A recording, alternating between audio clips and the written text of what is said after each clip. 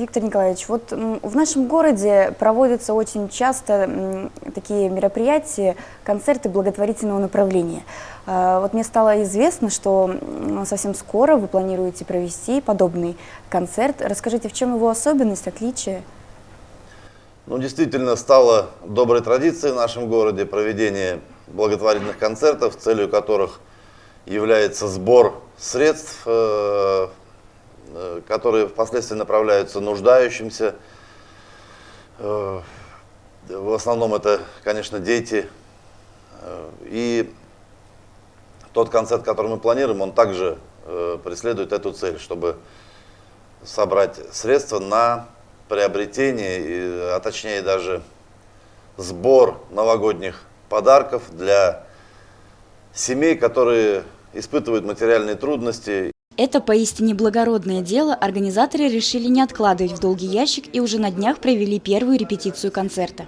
Особенностями данного мероприятия является то, что артистами будут выступать известные люди города, такие как руководители предприятий, депутаты. Сегодня мы пообщаемся с новыми артистами и узнаем, как они себя ощущают в новом амплуа.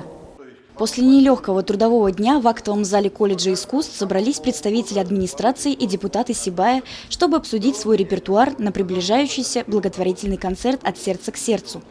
Это, по своей сути, грандиозное событие, и свое участие в нем узнаваемые люди города восприняли с энтузиазмом. Во-первых, отношусь я к нему очень положительно, поэтому предложение Тюрина принять участие в этом концерте я с большим воодушевлением воспринял, именно в связи с тем, что сама по себе акция очень нравственная, значит, подготовить подарки детям малоимущих семей, сделать им какую-то радость, доставить им, значит, маленькие какие-то сюрпризы в связи с тем, что приближается Новый год, и принять в этом участие, значит, я считаю, это очень такое дело хорошее и нравственное. Пока депутат Горсовета Владимир Тюрин вводил в курс дела всех собравшихся, у представителей администрации возникли вопросы, кто будет помогать с репетициями и ставить концертные номера.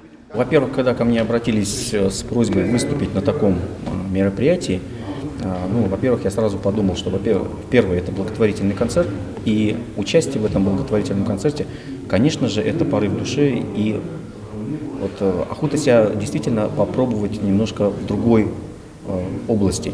То есть, допустим, многие горожане, конечно, меня знают, допустим, как чиновника, который постоянно дает, допустим, интервью, дает какие-то определенные разъяснения, владеет той или иной информацией в части, допустим, инвестиций, экономики и тому подобное.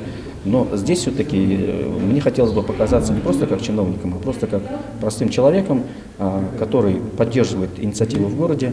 Когда мне объяснили замысел этого концерта, я его понял, одобрил и принял решение участвовать и сам. Это очень хорошее дело. Я думаю, что и публика откликнется, и наши горожане. Это будет очень интересное и приятное мероприятие. Приглашаю всех принять участие и в подготовке, и в самом концерте. Уже по первому дню репетиции предновогоднего благотворительного концерта для детей из малоимущих семей можно сделать вывод, что это мероприятие пройдет с небывалым успехом. Евдокия Титаренко, Радмир Исенгулов, Гульгина Раскильдина, телекомпания СТВ.